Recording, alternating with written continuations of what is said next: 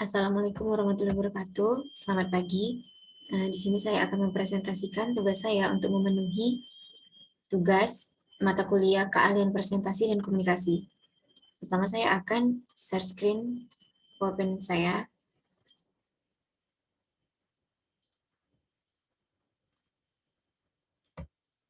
Selanjutnya, sebelumnya perkenalkan, nama saya Fanya Widya Mifariska Siregar.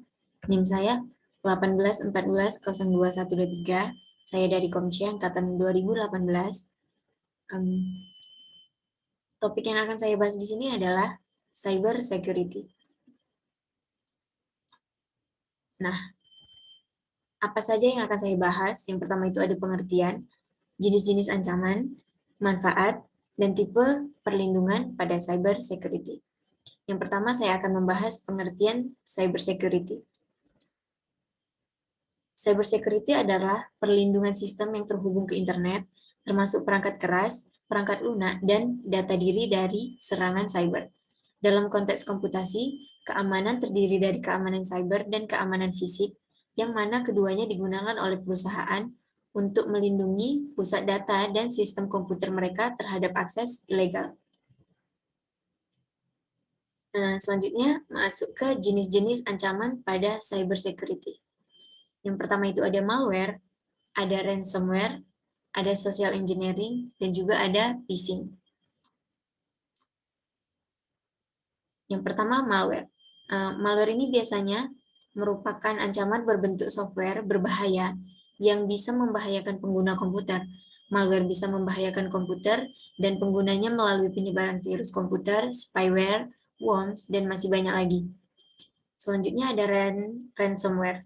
Biasanya tuh dia ada hacker yang akan memblokir akses kita untuk membuka dokumen atau bahkan komputer kita. Satu-satunya cara agar kita dapat berhasil untuk mengakses komputer kita kembali adalah dengan membayarkan sejumlah tebusan yang mereka minta. Ransomware ini lebih ekstrim daripada virus biasa. Bahkan ketika kita sudah membayarkan kepada hacker, belum tentu sistem komputer atau bahkan data kita akan kembali seperti semula. Selanjutnya ada social engineering.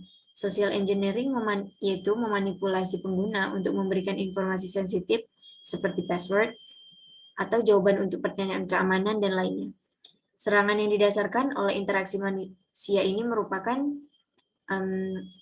salah satu bagian dari social engineering.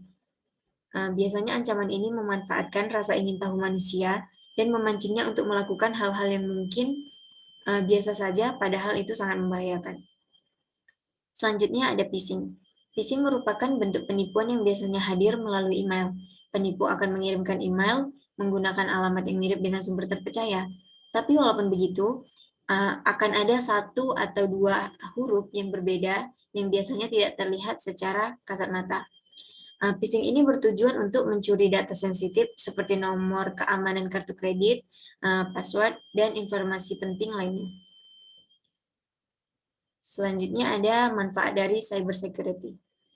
Pertama yaitu informasi terjaga. Di era yang serba digital ini, tentu saja informasi pribadi menjadi hal yang sangat berharga. Selanjutnya ada bekerja menjadi lebih produktif. Jika menggunakan solusi cyber security, semua pegawai contohnya di dalam perusahaan, semua pegawai yang di kantor itu dapat melakukan browsing tanpa takut adanya ancaman. Selanjutnya itu menjaga keamanan pelanggan. Jika kita memastikan keamanan security dan semua sistem yang digunakan, manfaatnya adalah pengguna akan lebih percaya untuk membeli produk atau menggunakan jasa kita. Yang terakhir ada memastikan website dapat selalu diakses. Jika sistem terkena virus atau ancaman lainnya, besar kemungkinan website terpaksa mengalami shutdown dan akan mempengaruhi kinerja pegawai atau penggunanya. Selanjutnya ada tipe perlindungan pada cyber security. Yang pertama ada critical infrastructure security. Adanya infrastruktur jaringan listrik di internet membuatnya rentan terhadap serangan dunia maya. Oleh karena itu, organisasi dengan tanggung jawab untuk infrastruktur kritis harus melakukan uji tuntas untuk memahami kerentanan dan melindungi bisnis mereka darinya. Keamanan dan ketahanan infrastruktur kritis ini sangat penting untuk keselamatan dan kesejahteraan masyarakat. Yang kedua ada application security.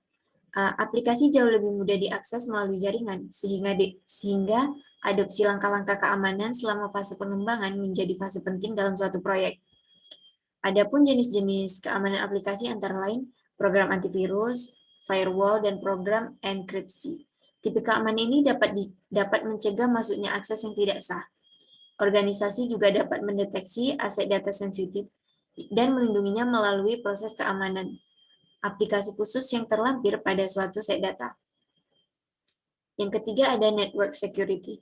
Untuk membantu mengelola pemantauan keamanan jaringan dengan lebih baik, tim keamanan sekarang banyak yang menggunakan machine learning untuk menandai lalu lintas yang abnormal dan waspada terhadap ancaman secara real time. Contoh umum implementasi keamanan antara lain yaitu info masuk tambahan, kata sandi baru, keamanan aplikasi, program antivirus, perangkat lunak anti-spyware, enkripsi, firewall, dan juga akses internet terpantau. Selanjutnya ada cloud security. Cloud security ini adalah alat keamanan berbasis perangkat lunak yang melindungi dan memantau data dalam sumber daya cloud pengguna. Tapi masih banyak mitos yang beredar di kalangan masyarakat bahwa cloud security ini kurang aman. Orang-orang cenderung percaya bahwa data mereka lebih aman ketika disimpan di server fisik. Namun telah dibuktikan melalui keamanan cloud bahwa kontrol langsung terhadap server fisik tidak serta-merta menandakan bahwa keamanan dan aksesibilitas jauh lebih penting daripada lokasi fisik data mereka. Yang terakhir yaitu ada Internet of Things atau IoT security. IoT mengacu pada berbagai sistem fisik cyber kritis dan non-kritis seperti peralatan, sensor, televisi, router Wi-Fi, printer, dan kamera keamanan. Pusat data, analitik, perangkat konsumen, jaringan, sistem dan IoT embedded system adalah teknologi inti dari IoT. Perangkat IoT itu juga sering dikirim dalam keadaan rentan dan menawarkan sedikit fitur keamanan.